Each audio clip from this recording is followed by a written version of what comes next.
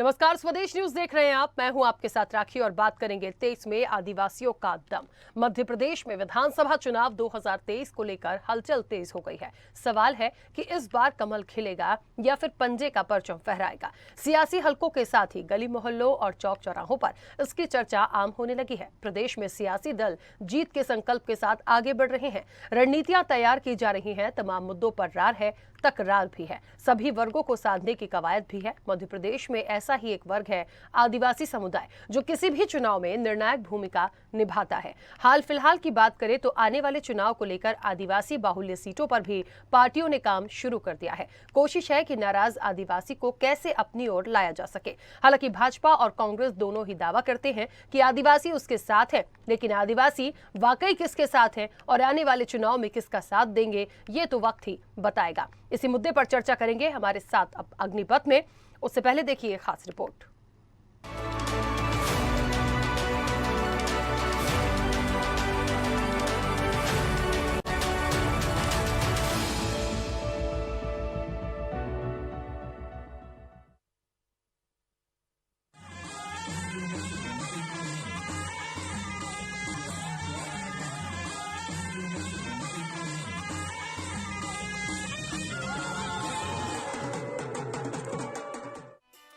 मध्य प्रदेश में सरकार बनाने के लिए आदिवासी वोटर्स निर्णायक हैं। ऐसे में एक बार फिर मिशन 23 के लिए आदिवासी अहम माने जा रहे हैं। माना जाता है कि आदिवासी वोट बैंक जिससे दूर हुआ, वो सत्ता के सिंहासन से दूर। ऐसे में बीजेपी कांग्रेस उनको रिझाने में जुटी है। सियासी दलों का टास्क अपने सह संगठनों को है, तो फोकस आधी आबादी के साथ ही ओबीसी, एससी, एसटी, आदिवासियों के साथ ही अन्य वर्गों को साधने पर भी है। यही वजह है कि भाजपा कांग्रेस ने उन 47 आदिवासी बहुल्य सीटों पर फोकस बढ़ा दिया है, जहां आदिवासी भाजपा और कांग्रेस की हार और जीत में निर्णायक भूमिका निभाएंगी।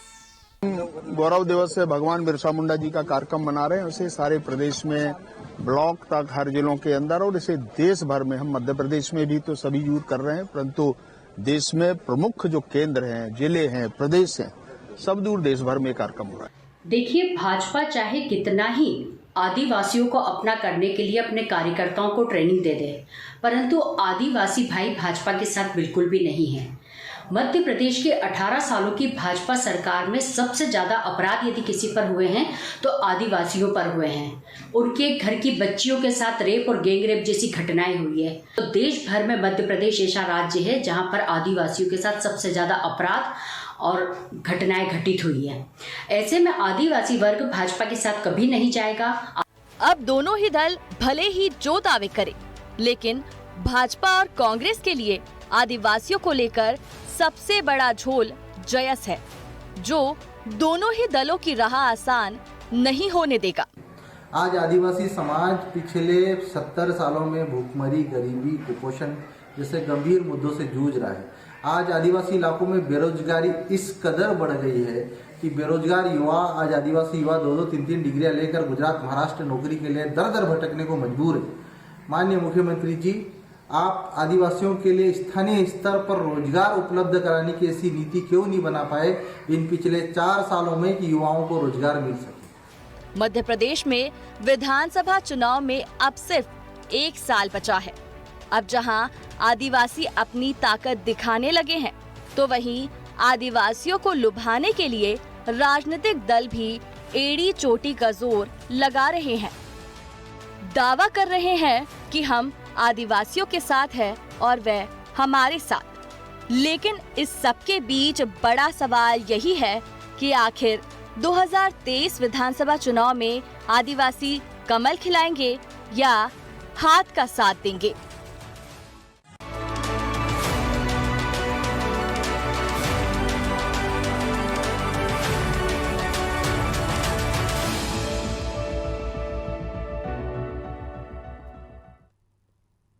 तो 2023 में वाकई में क्या होगा, कमल खिलेगा या पंजे का परचम फहराएगा, ये तो आने वाले वक्त की बात है। लेकिन एक बहुत बड़ा वोट बैंक है आदिवासी वोट बैंक। देखिए, ये हम हमेशा कई बार चर्चाओं में इसे शामिल करते आए हैं इलेक्शन टाइम में कि ये वाकई बहुत बड़ा वोट बैंक होता है। और इस वर्ग के लिए हमेशा कोई भी राजनीतिक दल हो, वो हमेशा ये कहते हैं कि हमने बहुत योजना लाई है, हमने बहुत अच्छा किया है। असल में कितना अच्छा आपने किया है, और यदि जितना अच्छा करने का आपने प्रयास किया है तो धरातल पर उनको मिला भी है या नहीं मिला है, ये बहुत बड़ी बात है। जो हमेशा मैं एक बात कहती हूँ कि आप 10 में 10 योजनाएं लाइए, लेकिन उसमें से 5 पे भी आपने उनको फायदा दिया है तो शायद आपको उसका फायदा मिलेगा। लेकिन होता कुछ नहीं है, सिर्फ कागजों पे ये जो भी दावे होते हैं या वादे होते हैं वो रह जाते हैं। खैर, इस चर्चा को मैं आगे बढ़ाऊंगी। हमारे साथ मेहमान जुड़े हैं, सबसे पहले आपका परिचय करा दूं। भारतीय जनता पार्टी का पक्ष रखने के लिए अरुण सिंह तोमर हमारे साथ जुड़े हैं। अरुण जी, बहुत स्वागत चर्चा में जुड़ने के लिए। कांग्रेस का पक्ष रखने के लिए सिद्धार्थ रजावत जी हमारे साथ जुड़े हैं। सिद्धार्थ जी, आपका भी बहुत स्वागत है। और जेएस प्रवक्ता रविराज बघेल हमारे साथ जुड़े हैं। रविराज जी, आपका भी बहुत स्वागत है। चर्चा की शुरुआत सबसे पहले अरुण जी आपसे ही करना चाहती हूं, क्योंकि वर्तमान में भारतीय जनता पार्टी की सरकार है। 2023 आ ही गया, ये समझ लीजिए कि तैयारियां तो शुरू हो गई हैं, क्योंकि ऐन वक्त पे कुछ नहीं होता। क्या लगता है कि आदिवासियों का कितना साथ मिलेगा? मैं ये सवाल इसलिए भी कर रही हूं कि जितना सीएम शिवराज नाचते गाते उनके साथ दिखे हैं, उतने ही कमलनाथ भी दिखे हैं। तो क्या लगता है कि कितना सफल होगा, कितना साथ आपको उनका मिलेगा?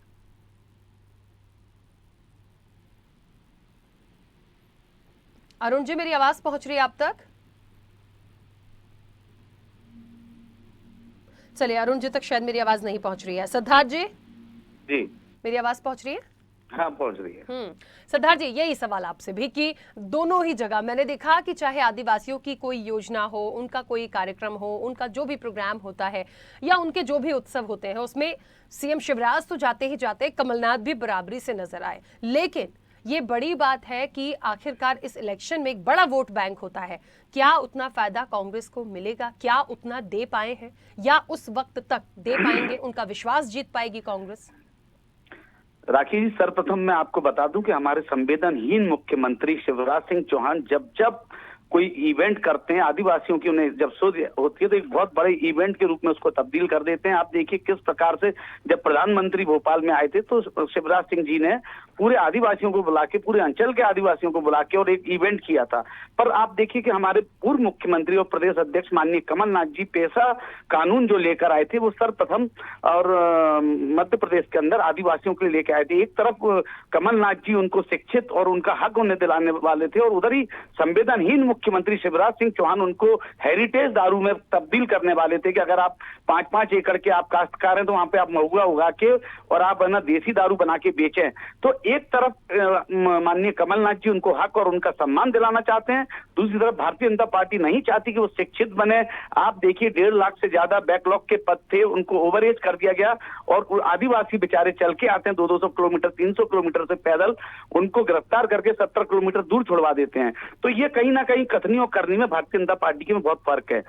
आप देखिए, जो आदिम जाति कल्याण विभाग थे, 4,500 आदिम जाति कल्याण विभाग बंद हो गए, जिनको 4,000 उनको जो मुआवजा मिलता था केंद्र सरकार से, विगत 3 वर्ष से उनका मुआवजा नहीं आया, और उनको जो पढ़ाई का खर्चा मिलता था वो नहीं दे रहे हैं। और एक तरफ इवेंट कराने के लिए वो आदिवासियों को बसों में भर के लेके आते हैं और उनके हक की बात करते हैं। आप देखिए, जब यूपीए गवर्नमेंट थी तो हमारे पूर्व अध्यक्ष सोनिया जी और राहुल गांधी जी के नेतृत्व में यूपीए गवर्नमेंट ने सर्वप्रथम उनको जो उनका जमीन का जो कानून था उसमें फेरबदल किया, उनको वन कानून के तहत उनको वनों का अधिकार दिया गया, और उनको शिक्षित जो बेरोजगार थे उनको शिक्षित बनाने के लिए आप देखिए माननीय कमलनाथ जी के समय में 50,000 तक के उनको बर्तन, और उनकी अगर कोई उनके यहाँ गमी होती है, उनके यहाँ कोई उसमें 1 कुंटल तक उनको गेहूं, और उनको पढ़ाई के लिए पर्याप्त मात्रा में उनके बच्चों को फ्री शिक्षा का हम पूरा प्रावधान लेकर आए थे। और उस समय पे हमारे जो मंत्री थे आदिम जाति कल्याण विभाग के, उन्होंने बाकायदा उनका वो हक उन सबको दिया था। भारतीय जनता पार्टी सिर्फ और सिर्फ मुंह चलाना जानती है और इवेंट करना जानती है आदिवासियों के नाम पे। इसलिए कमलनाथ जी के विश्वास रखते हुए आदिवासी हमारे साथ में। ठीक है अरुण जी, क्या लगता है कितना साथ मिलेगा आदिवासियों का? या क्योंकि देखिए मैंने ये बहुत जरूरी है और बहुत देखा भी है कि सीएम शिवराज यदि उनके बीच हैं या उनकी बात कर रहे हैं तो कमलनाथ ने भी बराबरी से की है, लेकिन अब 2023 में कितना उनका दिल जीत पाएंगे, कितना उनके लिए किया गया है, कितना उनका विश्वास जीत पाएंगे, ये बड़ा टास्क होगा। देखिए, सबसे पहले तो मैं एक बात बता दूं कि आदिवासी समाज के जो सबसे बड़े नेता बिरसा मुंडा जी थे, उनको लेके कांग्रेस ने वर्षों तक कभी कुछ नहीं किया। भारतीय जनता पार्टी की एकमात्र सरकार है, शिवराज सिंह जी और माननीय नरेंद्र मोदी जी के नेतृत्व में हमने उनके जन्मदिन को एक बड़े अवसर के तौर पर मनाना शुरू किया और समाज को वो प्रतिष्ठा दिलवाई जिसके लिए वे वर्षों से संघर्ष कर रहे थे। हमारे जो देवतुल्य कार्यकर्ता हैं, जो प्रतीक हैं हमारे समाज के, जिनके मार्गदर्शन और जिनकी प्रेरणा से समाज आगे काम करता है, ऐसे बिरसा मुंडा जी को सम्मान देने का काम भारतीय जनता पार्टी ने किया है। इसके अलावा कभी किसी ने नहीं किया। दूसरी बात, आदिवासियों को हम खाली वोट के नजरिए से नहीं देखते। हमारे जो अनुषंगिक संगठन हैं, वो बहुत सारे संगठन एकल विद्यालय आदिवासियों के छोटे छोटे गांवों में चलाकर उनको शिक्षा का बहुत बड़ा काम दे रहे हैं, शिक्षित कर रहे हैं ताकि वो समाज में अपनी जगह बना सकें। और यही वजह है जिसकी वजह से पूरे मध्य प्रदेश में आदिवासियों के वोट जो अपनी एक तरह से जो है अपनी जागीर समझते थे कुछ लोग कि वो वोट हमारा ही वोट है, ऐसा नहीं था। जब वो जागृत हुए तब उन्होंने दूसरे वर्गों को भी अपने में शामिल किया और आदिवासियों का नेतृत्व भी जो है डेवलप हुआ। और वही बात है कि आज आदिवासियों का वोट, आदिवासी समाज के बहुसंख्यक वोट भारतीय जनता पार्टी को मिलने शुरू हुए हैं। पिछले चुनाव में भले ही हमको कुछ कम प्रतिशत मिला हो विधायकों का निर्वाचन में, लेकिन यदि वोटों का प्रतिशत देखा जाए तो 1.5% वोट हमारा समाज से ज्यादा है।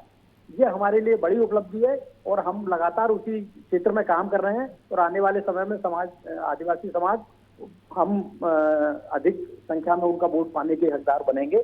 और इसलिए क्योंकि भारतीय जनता पार्टी की जो जनता हितैषी नीतियां हैं, खास तौर से उस वर्ग के लिए, उस वर्ग का लगातार सम्मान उतना ही किया जा रहा है। ठीक है, चलिए, मुझे लगता है कि सबके अपने अपने दावे और वादे हैं। अब ये तो जो वो वर्ग है उसको कितना मिला है, ये उस हिसाब से वो अपना वोट भी करेगा, ये देखेंगे उस समय तक।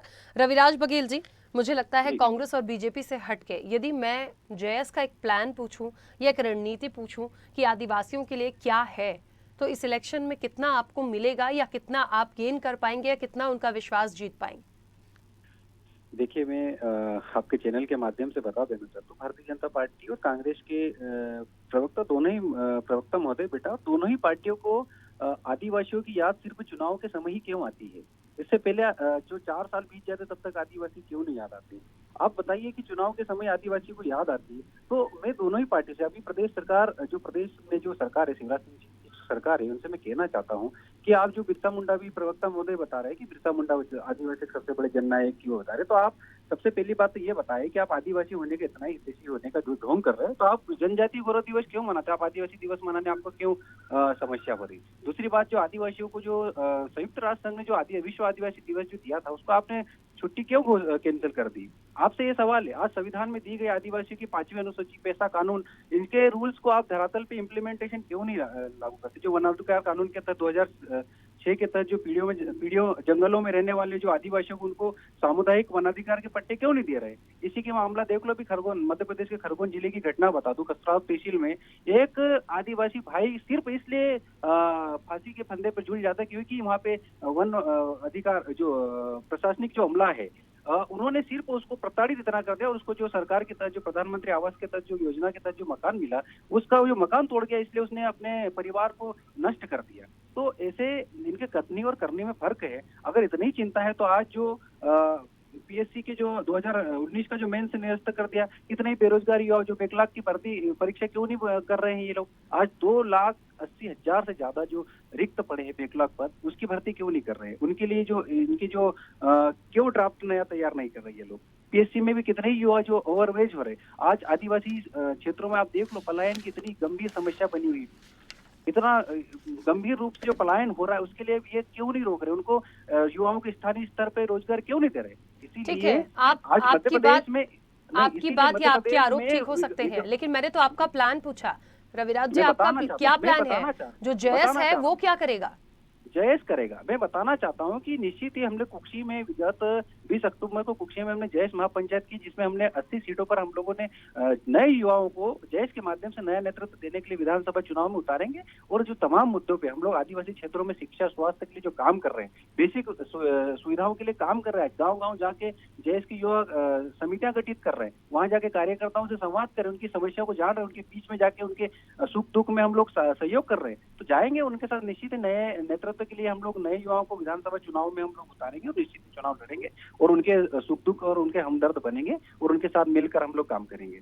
ठीक है, मुझे लगता है कहते ना कि वक्त बदलाव का काफी वक्त हो गया है और इस वक्त में हमने बहुत सारी ऐसी चीजें देखी हैं कि मुझे लगता है कोई भी वर्ग हो वो इतना समझदार हो गया है कि उसे किसका साथ देना है किसका नहीं। लेकिन मुझे लगता है सिर्फ झूठे वादे करने से कुछ नहीं होगा, क्योंकि जनता को बेवकूफ आप नहीं बना सकते। आदिवासी वर्ग भी आज की स्थिति में उस जगह पर है, उन्हें समझ आता है कि उन्हें क्या मिल रहा है क्या नहीं, तो काम तो करके दिखाना होगा, कहने से कुछ भी नहीं होगा। सिद्धार्थ जी, मुझे लगता है एक आदिवासी वर्ग के लिए यदि ये कह देंगे कि हम आपको दोनों वक्त की रोटी दे रहे हैं, तो मुझे लगता है दे रहे हैं और आप उनके सामने रोटी रख देंगे, इसमें बहुत अंतर है। तो शायद अब विश्वास उसी पे होगा जो उनका पेट भर देगा। ये एक उदाहरण के तौर पे देख रही हूं मैं, या उदाहरण के तौर पे ये बात कह रही हूं, क्योंकि उस वर्ग को बहुत ज्यादा यदि डेवलप करना है या उनके लिए शिक्षा की बात है, स्वास्थ्य की बात है, एजुकेशन की बात है, तो ये करके दिखाना होगा। बहुत सारी ऐसी योजनाएं जिन पर हम जिक्र करते हैं, बात आती है, चाहे कांग्रेस ने किया हो चाहे बीजेपी ने किया हो, लेकिन इंप्लीमेंट कितने का हुआ? मैं हमेशा यही बोलती हूँ, इंप्लीमेंट कितनों का हुआ, उस पर उनको फायदा कितना मिला? देखिए राखी जी, इससे पूर्व भी मैं आपके साथ डिबेट में बैठा हूं और ये बात मैंने स्पष्ट की थी कि माननीय कमलनाथ जी जिस समय मुख्यमंत्री थे और हमारे मकराम उस समय पे जनजाति और आदिवासी उसके मंत्री थे, उन्होंने जो माननीय कमलनाथ जी ने जो योजनाएं लेकर आए थे वो हमने एक एक आदिवासी, हम लोग करने में विश्वास रखते हैं, कहने में नहीं। भारतीय जनता पार्टी का सिर्फ एक उद्देश्य रहता है, मुंह बजाना और सिर्फ फीते काटना। 25,000 झूठी घोषणाएं माननीय शिवराज सिंह जी कर चुके हैं। कांग्रेस पार्टी में जिस समय कमलनाथ जी आए थे उन्होंने सबसे पहले पेशा कानून जो था उसको लागू किया और उसके तत्पश्चात हमारी सरकार गिर गई। भारतीय जनता पार्टी आज उस पर काम कर रही है, पर आज तक आदिवासियों को हक नहीं दे रही। अभी जैसे मेरे प्रवक्ता मित्र भारतीय जनता पार्टी के बोल रहे थे कि जनजातीय दिवस हमने मनाया, अरे इतने संवेदनहीन है कि हमने आदिवासी दिवस माननीय कमलनाथ जी के नेतृत्व में घोषित किया था और हमने प्रदेश में छुट्टी घोषित की थी और जब हमारी सरकार गई तो उन्होंने उसको बदलते हुए, उसका नाम बदलते हुए जनजातीय दिवस मनाना कर दिया। आप देखिए 287 करोड़ की चिट्ठी लॉकडाउन में आदिवासियों के नाम पे खाली जाती है और इतना बड़ा भ्रष्टाचार होता है।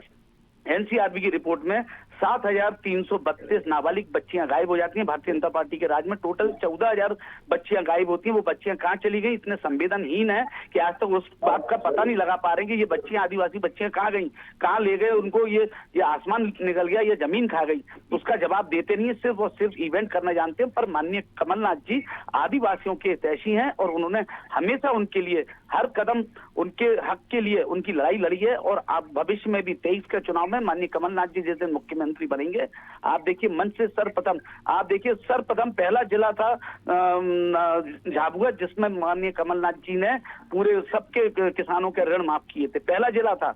और आप देखिए एक भी आदिवासी नहीं बचा था उसमें, जो भानु भूरिया थे जो वहां से चुनाव लड़ रहे थे, सर्वप्रथम उनका भी पूरा का पूरा बिल माफ किया गया था और उन्होंने इस बात का एलिगेशन लगाया था कि भारतीय कांग्रेस पार्टी ने बिल माफ नहीं किया है। तो जो भूरिया जी थे उन्होंने इस चीज के कागज दस्तावेज पेश किए, तब जाके उन्होंने स्वीकार किया कि हाँ आदिवासियों के बिल माफ हुए। तो हम लोग करने में विश्वास रखते, मुंह बजाने में विश्वास नहीं रखते। कुछ कह रहे हैं, बोलिए अरुण जी। जी, मैं ये कह रहा हूँ कि ये शायद ये भूल जाते हैं कि लंबे अरसे तक सरकारें इनकी रही हैं। पिछले 17 सालों में सरकार बीजेपी की रही, 1.5 साल इनकी बीच में भी सरकार रही, लेकिन इस देश की आजादी के 75 वर्षों में 60-65 साल कांग्रेस की सरकार रही। इनने कितना किया है, ये अपनी वो सब चीजें भूल जाते हैं, इनको याद नहीं रहता। शायद आपको अरुण जी याद नहीं हो, आपको याद, हमें तो याद है, आपको याद नहीं होगा। हमने हर आदिवासियों को 80% ऋण माफी की गई है। जब वो ट्रैक्टर लेते थे, सुनिए आप, हमने उनको भूमि अधिनियम के तहत उनको पट्टे दिए, जिसको भारतीय जनता पार्टी के लोग लील गए। उन पट्टों को कलेक्टरों से मिल के उनके पट्टों को, आदिवासी पट्टों का उनने नामांतरण, स्थानांतरित को नामांतरित करा के आज भारतीय जनता पार्टी के बड़े बड़े जो मगरमच्छ हैं उनकी जमीनें खा गए हैं। आप क्या बोलेंगे? मैं आपको पेश कर दूंगा। वो आपके बीच में नहीं बोले थे, प्लीज। देखिए किसी भी सार्थक बहस का परिणाम कुछ निकले तो ज्यादा अच्छा होता है। खाली चीखने और चिल्लाने से कुछ नहीं होता। मैंने उनकी दुखती रग पे हाथ रख दिया, इसलिए शायद वो जो है उनको नाराजगी उनकी जाहिर है। नहीं, दुखती रग पे तो हमने आपकी पे रख दिया। नहीं, हमारी कोई दुखती रग नहीं है। अरे 287 करोड़ की चिक्की खा गए आप आदिवासियों के नाम पे लॉकडाउन में। शर्म आनी चाहिए। पोषण आदिवासियों का दुख देख लीजिए, आप लोगों का इतना दुख नहीं है उनके सामने। ट्रकों के नाम पे ना बीजेपी ना कांग्रेस, प्लीज आदिवासियों का दुख देखिए, उस पर हम बात कर रहे हैं। सुनिए, हमारे जयेश के मित्र अभी कुछ देर पहले कुछ बात कह रहे थे। मैं उनको एक निवेदन करना चाहता हूँ कि जब ये कहते हैं कि आदिवासियों की याद पॉलिटिकल पार्टियों को चुनाव के समय में आती है, तो शायद ये भूल जाते हैं कि जयेश को भी याद तभी आती है जब चुनाव आ जाता है। इनके पहले जो नेता थे, बहुत बड़े नेता थे, वो कहाँ चले गए? वो कांग्रेस में चले गए। जिसके खिलाफ उन्होंने आंदोलन खड़ा किया था, उसी कांग्रेस को उन्होंने ज्वाइन कर लिया। तो इसलिए ये इन सब चीजों का कोई औचित्य नहीं है। सरकारें काम कर रही हैं और पूरे देश में आदिवासी समाज के लिए भारतीय जनता पार्टी की सरकार बहुत शिद्दत के साथ काम कर रही है। हम उनको वोट नहीं मानते, हम समाज का एक हिस्सा मानते हैं और उसी हिस्से के तहत जो है समाज उनके लिए काम कर रहे हैं। आगे आने वाले समय में ये परिणाम बताएगा। अभी कुछ ही दिनों में गुजरात में चुनाव होगा, तब मालूम पड़ जाएगा कि पूरे समाज का वोट किस तरफ जाता है। यही स्थिति मध्य प्रदेश में है, ये इसे समझने की जरूरत है। प्रदेश के 2 करोड़ आदिवासियों के साथ राजनीतिक तौर पर टिप्पणी करना एक अलग विषय है। आपकी सरकार में, तभी तो आपकी सरकार में अच्छा ठीक है, क्योंकि 10-10 फीट गड्ढों में गाड़ रहे हैं आप मार। चलिए 1 मिनट, देखिए समय की सीमा है। मैं आप तीनों से एक ही सवाल ले रही हूँ, उस पर 10-10 सेकंड में अपनी बात करिएगा और एक ही बार में कह दीजिएगा। सबसे पहले अरुण जी, आप यदि वर्तमान में आदिवासियों के लिए सबसे बड़ी कोई समस्या है तो वो क्या है और उसके लिए क्या करेंगे? देखिए, आदिवासी समाज मूलतः वनवासी समाज है और मुख्य तौर पर मध्य प्रदेश के और बल्कि पूरे देश भर के दूर दराज के जंगलों में जो है निवास करता है। उनका विस्थापन और उनके लिए जमीनों का प्रबंधन, इस पर भारतीय जनता पार्टी काम कर रही है और उनको सम्मानजनक हक देने के लिए प्रधानमंत्री ग्रामीण आवास योजना और नल जल योजना, इस तरह की जो योजनाएं हैं जिसमें खास तौर से उनके लिए काम किया जा रहा है, उस पर काम चल रहा है। ठीक है, सिद्धार्थ जी। जी राखी जी, देखिए मैं अलीराजपुर और झाबुआ दोनों का प्रभारी रहा हूँ। मैंने वहाँ पे देखा है कि आज जो आदिवासी जनजाति है और जो भील जाति के लोग हैं वो मतलब उनके जो युवा हैं वो बहुत अति उत्साहित हैं, बहुत इंटेलिजेंट है। तो माननीय कमलनाथ जी का एक ही विजन है कि आने वाले समय में हम जो आदिवासी हमारे जो बच्चे हैं उनको शिक्षित किया जाए और उनको समाज में उनको एक सम्मान मिले और उनको भी है ना कदम से कदम मिला के समाज में चलने का हक मिले, कंधे से कंधा मिला के। ठीक है, रविराज जी। मैडम, मैं बता देना चाहता हूँ आपके चैनल के माध्यम से, आज आदिवासियों की जो संविधान में दी गई 5वीं अनुसूची के प्रत्येक प्रावधानों को अनुसूचित क्षेत्र में लागू करने के लिए रेगुलेशंस बनाए जाए, जिससे अनुसूचित क्षेत्र में जितनी भी सरकारी परियोजना के नाम पर आदिवासी गाँव को विस्थापन रोकने के लिए नई नीति बनाना चाहिए, जिसके तहत उनको वन अधिकार कानून 2006 के तहत जितने भी पीढ़ियों से जो जंगलों में रहने वाले आदिवासियों को उनको सामुदायिक वन अधिकार के पट्टे दिए जाना चाहिए, क्योंकि उनको मालिकाना हक मिलेगा उससे। क्योंकि ये आज आदिवासियों की जो संविधान में दी गई 5वीं अनुसूची उनके लिए जीवन रक्षक का काम करती है। इतने प्रावधान है, लेकिन क्यों नहीं कर रहे? आज आजादी के 75 वर्ष बीत चुके, दोनों ही पार्टियां सत्ता में रही, लेकिन किसी ने भी आदिवासी की 5वीं अनुसूची का जिक्र नहीं करती है। और ये बात बड़ी बड़ी कर रहे हैं जो भारतीय जनता पार्टी के प्रवक्ता कहना है, इनको पहली बात तो ये नहीं पता कि वो आदिवासियों को वनवासी कह रहे हैं, इनको शर्म आना चाहिए। ये मानते नहीं और किस प्रकार से हितैषी होने का ढोंग कर रहे हैं। क्या आपकी इनकी पार्टी 5वीं अनुसूची के प्रावधानों को लागू करेगी? बताएं आपके चैनल के माध्यम से। इन सब के बीच में एक महत्वपूर्ण बात है, मैंने जैसा कि पहले भी कहा था, शिक्षा स्वास्थ्य अपनी जगह है, जमीन देने की बात हो रही है, घर देने की बात हो रही है, सब कुछ ठीक है, लेकिन उनके साथ जो अत्याचार है ना उस पर भी थोड़ा ध्यान देने की जरूरत है। वो उनको न्याय दिला दें आप, वही बहुत बड़ी बात होती है, क्योंकि इस वर्ग के साथ जो जो हुआ है, जो जो हमने देखा है, वो आज भी हम देख रहे हैं। तो पहले तो उसको देखिए, एक उनको ये विश्वास जताइए कि हाँ उनके लिए कोई है और उनको यदि पीड़ा होती है तो आप उनके दर्द में खड़े होंगे। वो हो नहीं पाता, बाकी चीजें तो खैर धीरे धीरे होंगी या नहीं, वो आने वाले समय में देखेंगे। खैर समय हो गया है। आप सभी मेहमानों का बहुत शुक्रिया इस चर्चा में जुड़ने के लिए। तो 2023 में इलेक्शन है और आदिवासी जो है वो कितना दम दिखाएंगे, ये बहुत बड़ी बात है। और मुझे लगता है ये वर्ग भी आज उस स्थिति में है कि समझ सकता है कि हकीकत में उनका दुख दर्द समझने वाला कौन सा राजनीतिक दल है, और यही सोच के इस बार के जो भी नतीजे आएंगे वो हमें देखने को मिलेंगे। फिलहाल चर्चा में इतना ही, दीजिए इजाजत, नमस्कार।